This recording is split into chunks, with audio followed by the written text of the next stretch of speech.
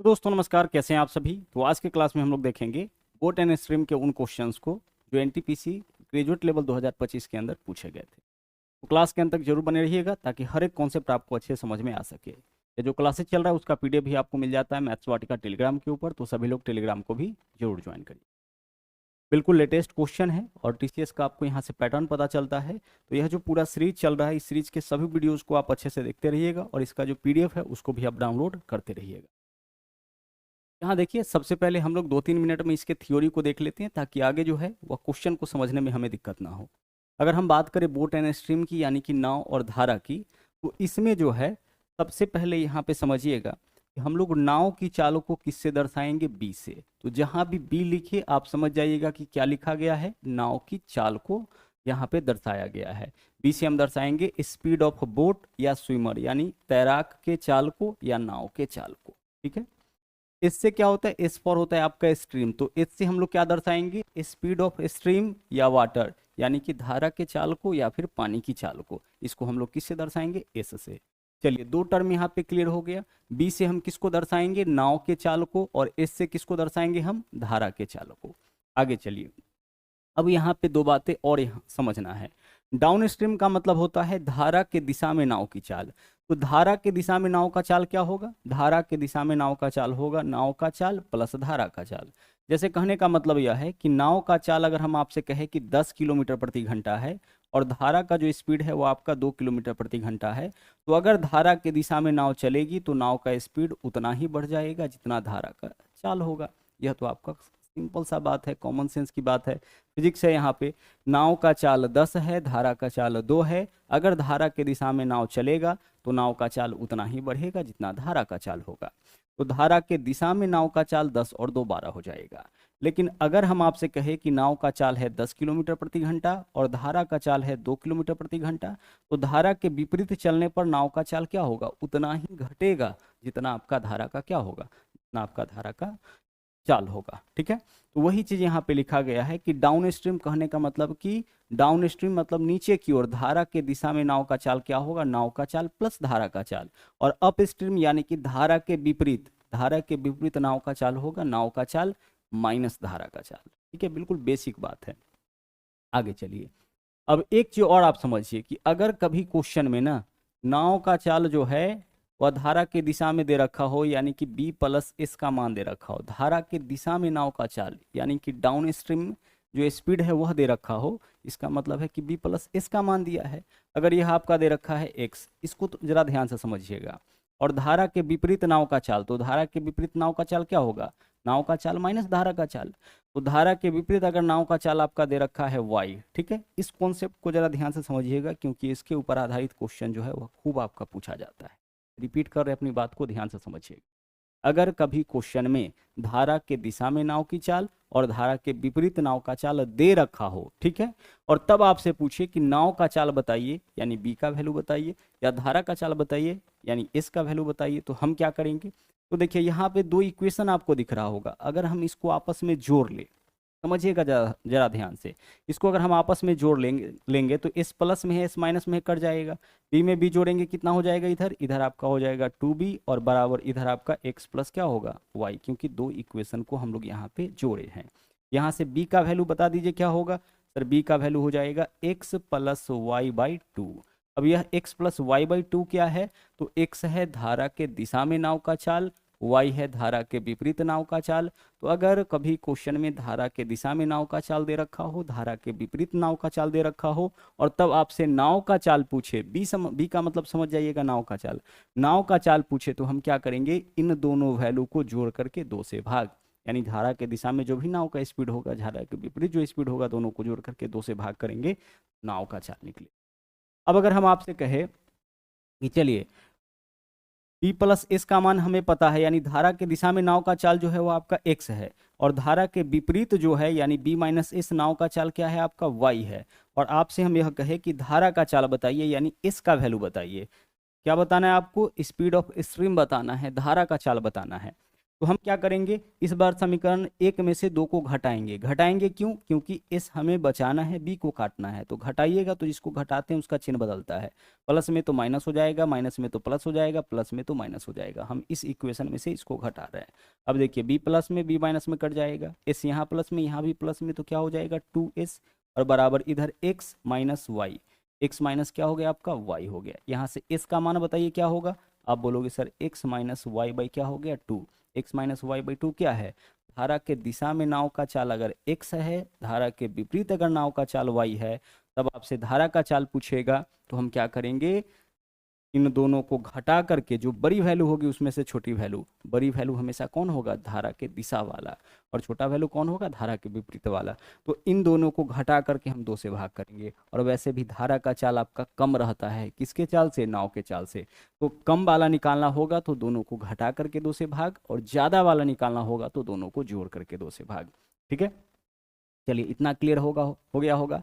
तो अगर कभी धारा के दिशा में और धारा के विपरीत नाव का चाल दे रखा हो और नाव का चाल पूछे तो हम क्या करेंगे, दोनों वैल्यू को जोड़ करके 2 से भाग करेंगे, नाव का चाल निकल जाएगा। धारा का चाल अगर पूछ लेगा तो हम दोनों को घटा करके 2 से भाग कर लेंगे। क्लियर। चलिए अब आते हैं हम लोग सीधे सीधे क्वेश्चन के ऊपर। देखिएगा यहाँ पे पहला क्वेश्चन क्या है, बोला है एक तैराक धारा के दिशा में 37 किलोमीटर प्रति घंटा के चाल से और धारा के विपरीत 27 किलोमीटर प्रति घंटा के चाल से चल सकता है। यह जो स्पीड है यह क्या है, यह आपका डाउन स्ट्रीम, धारा की दिशा में डाउन स्ट्रीम स्पीड है, और यह आपका अप स्ट्रीम वाला स्पीड है। ठीक है, धारा के दिशा में यह स्पीड, धारा के विपरीत यह स्पीड। हमें क्या बताना है, स्थिर जल में तैराक की चाल, तो तैराक बोले या नाव बोले दोनों आपका सेम ही होता है। तो तैराक की चाल बोला है तो हम क्या करेंगे, हमें यहाँ पे तैराक की चाल यानी कि नाव का चाल पता करना है। तो हम इस दोनों को जोड़ करके 2 से भाग, यानी कि 37 प्लस 27 बट्टा क्या करेंगे सर, इस दोनों को जोड़ करके हम 2 से भाग करेंगे। 27 में 37 जोड़ेंगे 64, 64 बट्टा 2 कितना हो जाएगा आपका 32। तो 32 किलोमीटर पर आवर आपके क्वेश्चन का सही आंसर होगा। ध्यान से समझिएगा, एक तैराक धारा के दिशा में, तो धारा के दिशा में स्पीड क्या होता है, नाव का चाल प्लस धारा का चाल, तो इसका वैल्यू क्या है आपका 37 किलोमीटर पर आवर। फिर बोला है धारा के विपरीत, तो धारा के विपरीत चाल क्या होता है, नाव का चाल माइनस धारा का चाल, यही तो धारा के विपरीत होता है, और इसका वैल्यू क्या दे रखा है 27। अब हमारे पास 2 इक्वेशन है, हमें क्या बताना है, नाव की चाल। तो हम क्या करेंगे, समीकरण 1 में 2 को जोड़ेंगे, इससे यह कट जाएगा, बी प्लस बी क्या हो जाएगा 2b बराबर इधर 27 और 37 जोड़ेंगे 64 हो जाएगा। 2b का मान 64 तो b का मान कितना 32। इस तरीके से भी आप क्वेश्चन को सोल्व कर सकते हैं। लेकिन जब भी आगे से ऐसा सवाल आए ना, आपको कलम उठाने का जरूरत नहीं पड़ना चाहिए, सिर्फ सवाल को देखिए और आंसर करिए। धारा के दिशा में नाव का चाल, धारा के विपरीत नाव का चाल दे रखा है, हमसे नाव का चाल पूछेगा, दोनों को जोड़ करके 2 से भाग, धारा का चाल पूछेगा, दोनों को घटा करके 2 से भाग। और बहुत ही कॉमन पूछा जाने वाला यह आपका सवाल है। ठीक है, यह नाव का चाल नहीं है, क्या है, धारा के दिशा में नाव का चाल है। तैराक धारा के दिशा में, तैराक बोले नाव बोले एक ही बात है, तो धारा के दिशा में चाल है। एक और क्वेश्चन करिए ऐसा, 1 घंटे में एक नाव धारा की दिशा में 46 किलोमीटर प्रति घंटा।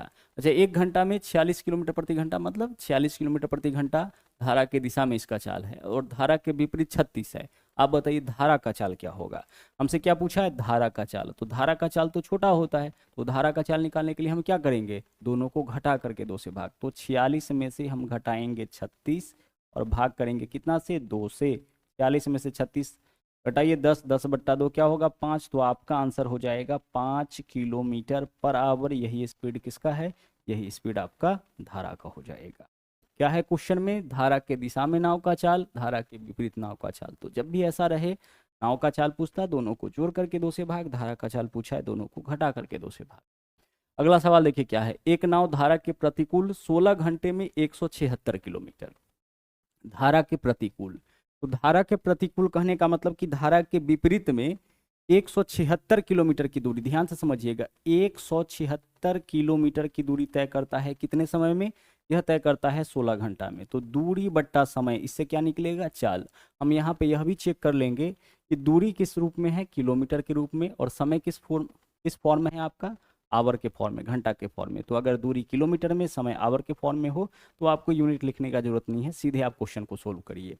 यह दूरी है और इतना समय लगा है, तो दूरी बट्टा समय, यह क्या हो गया आपका, यह आपका चाल हो गया। ठीक है, चलिए काटिए इसको, 16 से काटिएगा, 16 एकम 16, 16 एकम 16, 11 किलोमीटर पर आवर। यह जो स्पीड निकलेगा किस फॉर्म में, किलोमीटर पर आवर में, क्योंकि यह वैल्यू किलोमीटर में है, यह वैल्यू आपका आवर में है। ठीक है, और यह जो स्पीड है वह किस तरीके का स्पीड है, बोला है धारा के प्रतिकूल, यानी बी माइनस एस, यही तो है धारा के प्रतिकूल यह स्पीड हो गया।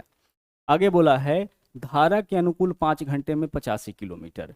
85 किलोमीटर का दूरी तय कर लेता है कितने घंटे में, 5 घंटे में। तो 85/5 17 किलोमीटर पर आवर यह जो स्पीड है वह है धारा के अनुकूल, यानी कि बोट प्लस स्ट्रीम, धारा के दिशा में नाव का चाल तो यही होता है।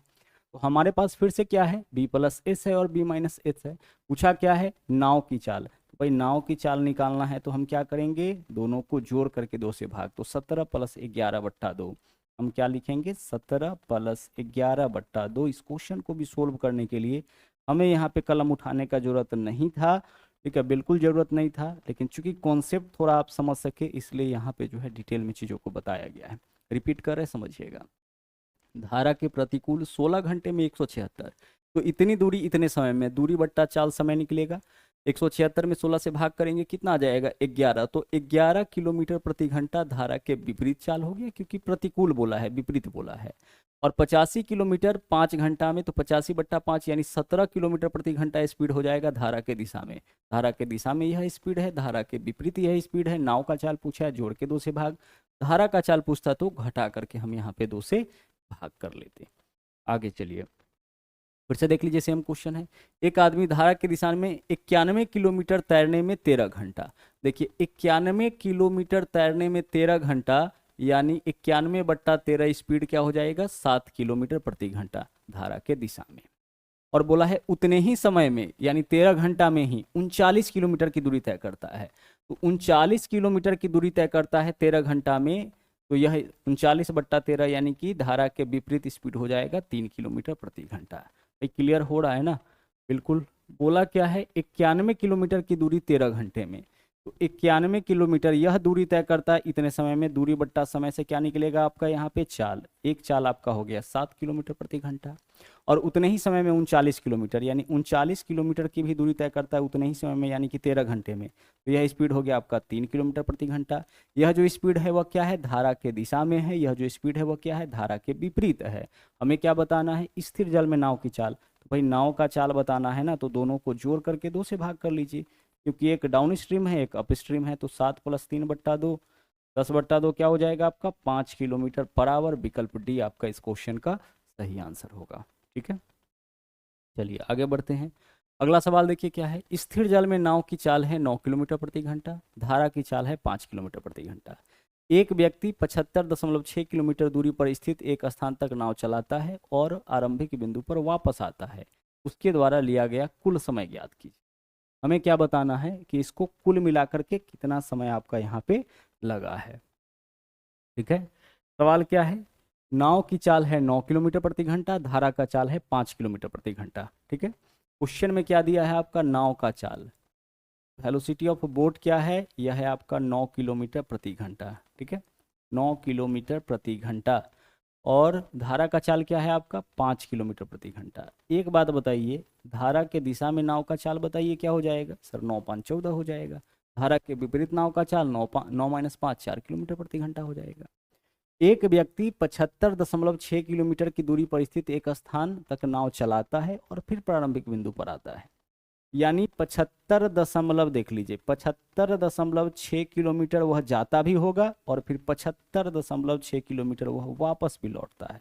यही तो बोला है, बोला है 75.6 किलोमीटर की दूरी स्थित एक स्थान तक नाव चलाता है और आरंभिक बिंदु पे आता है, यानी इतना दूर एक बार जाता होगा और फिर इसी दूरी को वापस लौटता होगा। तो जब भी सवाल ऐसा रहे कि किसी दूरी को, नाव और धारा के क्वेश्चन में, कि किसी एक दूरी को जाता है और फिर वापस लौटता है, तो इसका सीधा सीधा मतलब है कि अगर गया होगा धारा के दिशा में तो लौटेगा धारा के विपरीत, और अगर गया होगा धारा के विपरीत तो लौटेगा धारा की दिशा में। सीधी सीधी बात है। जैसे मान लीजिए कि आप कहीं जा रहे हैं और जाने वक्त आपको चढ़ाई मिल रहा है, तो आने वक्त क्या मिलेगा, ढलान मिलेगा। तो वही चीज है यहाँ पे, जब भी क्वेश्चन में बोले जाने और आने में, तो आप समझ जाइए कि एक बार इसको ले जाना पड़ेगा धारा के दिशा में और एक बार इसको लाना पड़ेगा धारा के विपरीत। तो इस दूरी को हम धारा के दिशा में अगर ले जाते हैं तो धारा के दिशा में स्पीड 9/14, तो स्पीड क्या हो जाएगा 14। तो इस दूरी को इतने समय में, दूरी बट्टा समय, दूरी बट्टा सॉरी यह क्या है आपका, यहाँ पे दूरी है, दूरी बट्टा चाल क्या निकला समय, इतना समय लगेगा।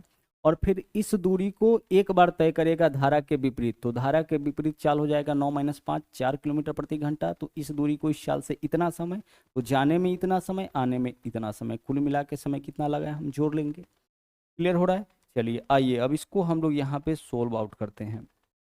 14 से काटिएगा, 14 पंचे 70, पॉइंट है तो पॉइंट, 14 चौके 56, 5.4 हो गया। और अगर 4 से इसको काटिएगा तो 4 एकम 4, 3 हो जाएगा, 4 अट्ठे 32, पॉइंट है तो पॉइंट, 4 नमा 36, 18 5 23, एक 24.3 हमारा इस क्वेश्चन का क्या होगा जब हम इन दोनों वैल्यू को आपस में जोड़ेंगे। पॉइंट वाले को जोड़िए तो 9 4 13 3 हासिल क्या है हमारे पास, एक पॉइंट के स्थान पे पॉइंट, 18 और 5 23 और एक कितना हो जाएगा 24, तो 24.3 किलोमीटर प्रति घंटा। यही आपका क्या होगा इस क्वेश्चन का सही आंसर होगा। ठीक है, नाव का चाल इतना है, धारा का चाल, व्यक्ति इसी दूरी को जाता है और फिर वापस लौटता है।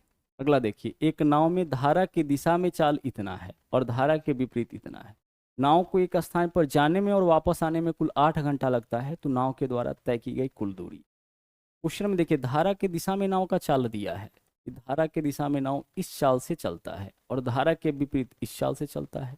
जाने और आने में कुल 8 घंटे का समय लगता है। देखिए दो तरीके से इस क्वेश्चन को सोल्व करेंगे। जाने और आने में कितना घंटा लगता है, 8 घंटा। तो हम मान लेते हैं कि वह जो दूरी है वह x किलोमीटर है, यानी x किलोमीटर की दूरी ही वह जाता है और फिर वही दूरी वापस लौटता होगा। तो x किलोमीटर का जो दूरी है वह 2 बार तय करता होगा, एक बार जाने में और एक बार आने में।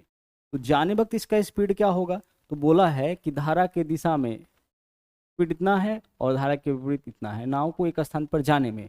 तो धारा की दिशा में हम मान लेते हैं कि जाता होगा, तो धारा की दिशा में स्पीड क्या है 22 किलोमीटर प्रति घंटा, तो दूरी बट्टा चाल समय निकल जाएगा। और धारा के विपरीत चाल क्या है आपका 5.5, तो दूरी बट्टा चाल यहाँ से भी आपका समय निकल जाएगा। कुल मिलाकर के इसको जोड़ लीजिए, यह समय लगा और समय वास्तव में इसको लगा है कितना घंटा, 8 घंटा।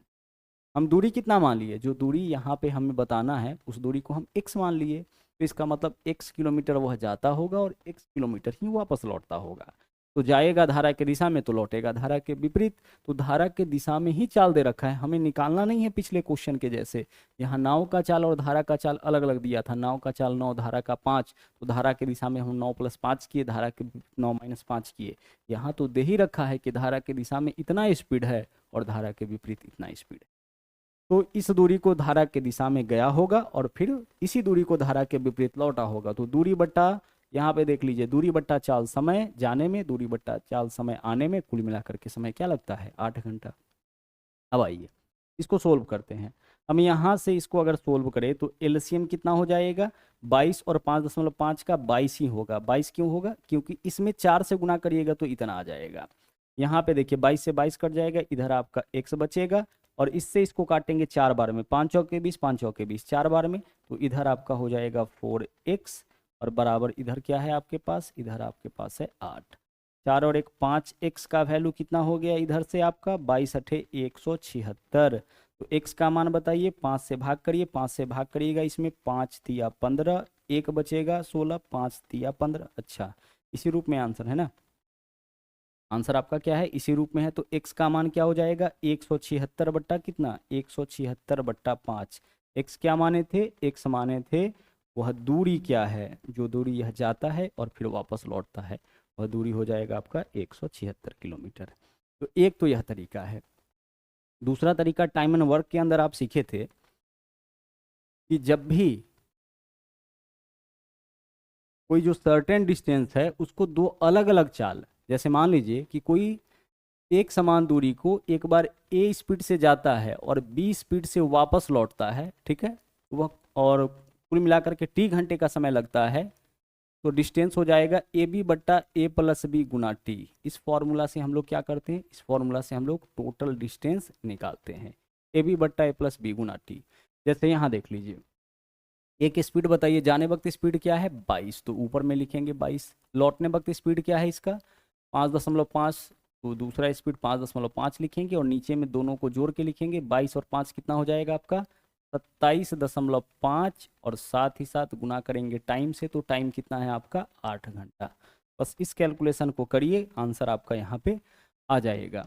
देखिए इससे काटेंगे इसको, कितना बार में कट जाएगा, 5 बार में। ऊपर में 22 गुना 8 हो गया 176, तो 176/5 यहाँ भी आपके क्वेश्चन का आंसर आ रहा है। ठीक है, तो जब भी किसी निश्चित दूरी को अगर किसी एक चाल से जाया जाए और दूसरे चाल से वापस लाया जाए और कुल मिलाकर के t घंटे का समय लग रहा हो, तो वह डिस्टेंस हो जाएगा AB/A+B गुने t, यानी दोनों चाल को गुना करके ऊपर जोड़ करके नीचे और गुना करेंगे जो टोटल टाइम आपका क्वेश्चन में दिया होगा उससे। तो एक मेथड आपका यह भी है जो आपको टाइम एंड डिस्टेंस के अंदर बताया गया होगा। तो इस तरीके से भी क्वेश्चन सोल्व कर सकते हैं, या फिर यह आपका बेसिक तरीका हो जाएगा ऐसे सवाल को सोल्व करने का। आगे बढ़िए, अगला सवाल देखिए।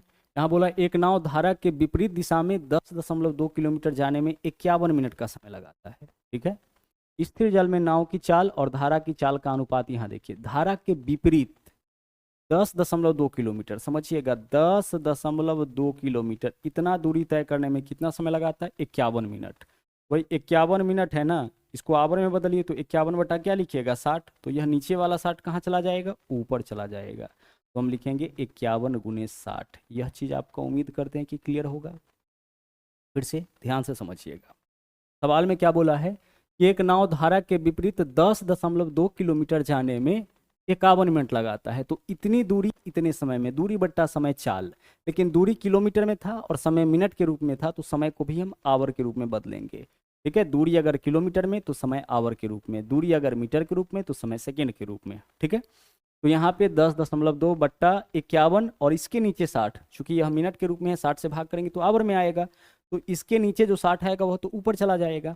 आगे चलिए अब इसको सोल्व करते हैं। अगर पॉइंट यहाँ से हटाते हैं तो नीचे में 1 0, 1 0 से 1 0 यह आपका कैंसिल हो जाएगा, होगा। पॉइंट हटाएंगे नीचे 0 आएगा, 0 से 0 कैंसिल, तो इस पॉइंट से ही 0 को कैंसिल कर दिए।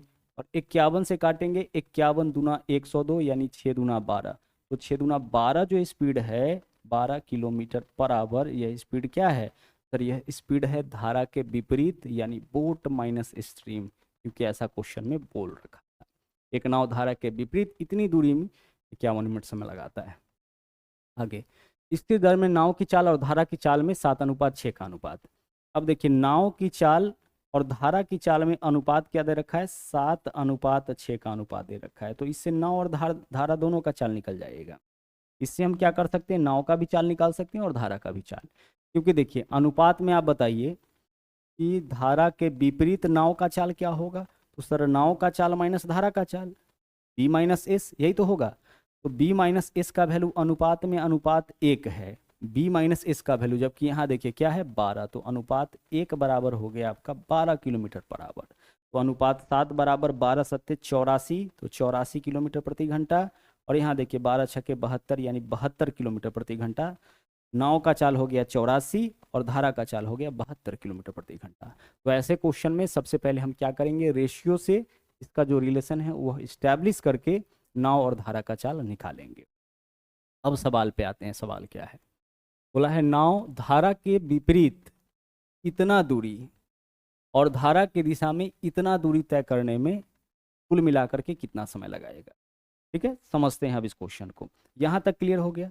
नाव के बारे में क्या बोला है कि 17.7 किलोमीटर, कितना 17.7 किलोमीटर धारा के विपरीत। तो धारा के विपरीत स्पीड बताइए, नाव का चाल माइनस धारा का, तो 84 में से 72 घटाइए, कितना हो जाएगा आपका 12।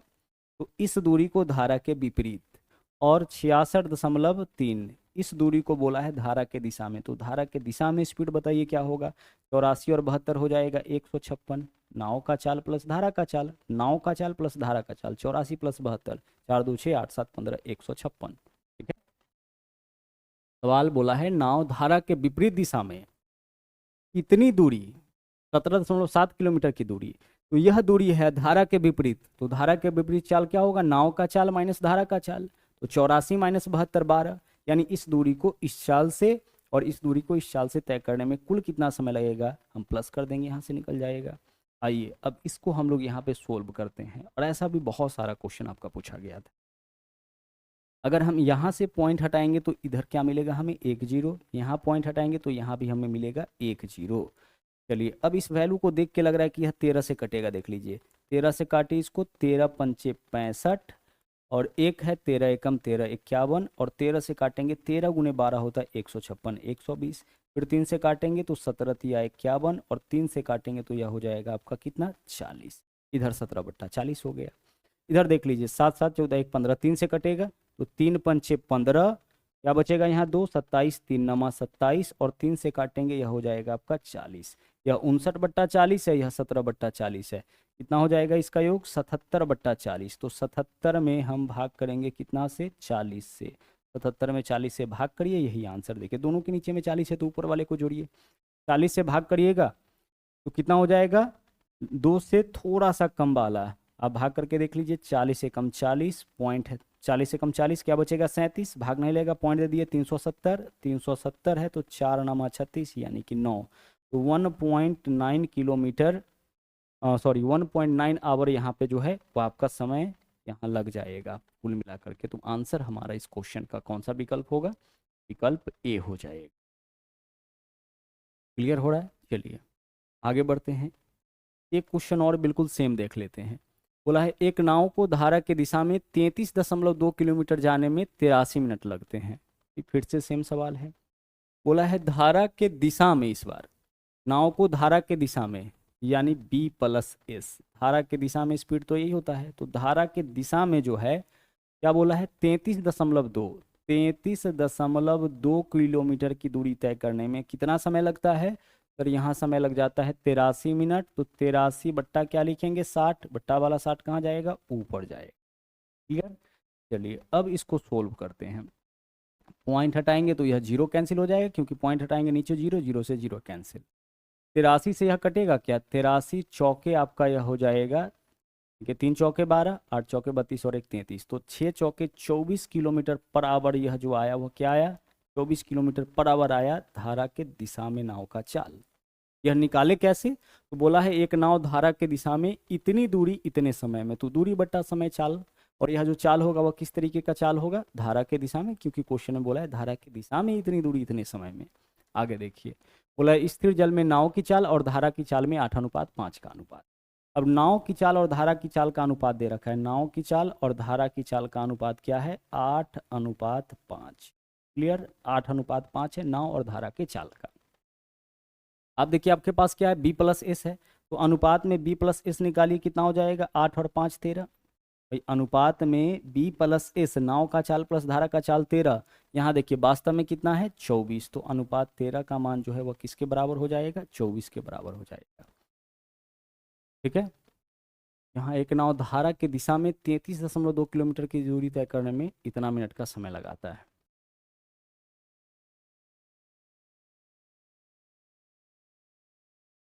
एक नाव धारा की दिशा में 33.2 किलोमीटर जाने में 83 मिनट का समय लगाता है। ठीक है, और 8:5 है ना, तो 8 और 5 13, अनुपात 13 का मान 24 हो जाएगा, तो एक का मान क्या हो जाएगा यहाँ से अनुपात 1 का मान हो जाएगा 24/13, जो वैल्यू आ गया इस बार भिन्न के रूप में आ गया, कोई बात नहीं है।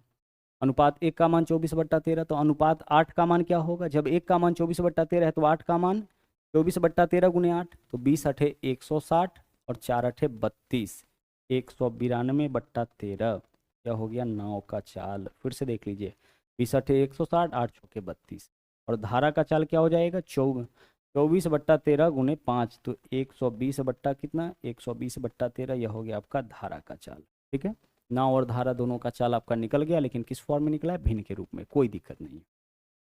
आगे चलिए, अब सवाल में क्या बोला है कि नाव को धारा के विपरीत दिशा में इतनी दूरी और धारा के दिशा में इतनी दूरी तय करने में कुल कितना समय।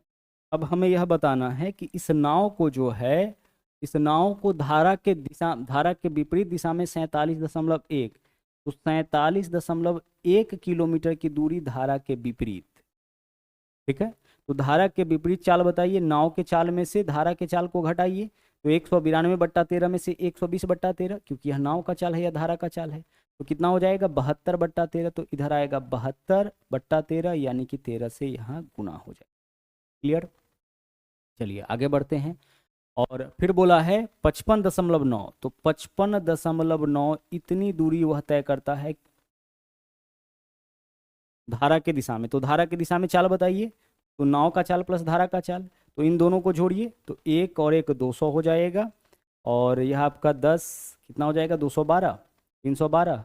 फिर से देख लेते हैं, यह आपका 2 हो गया, और 9, 2 + 0 2, 9 2 11, 1 हासिल 1 हो गया, और एक और एक 2 और 1 3, 312, और नीचे में 13, तो नीचे वाला 13 से क्या करेंगे हम, ऊपर में गुना कर लेंगे।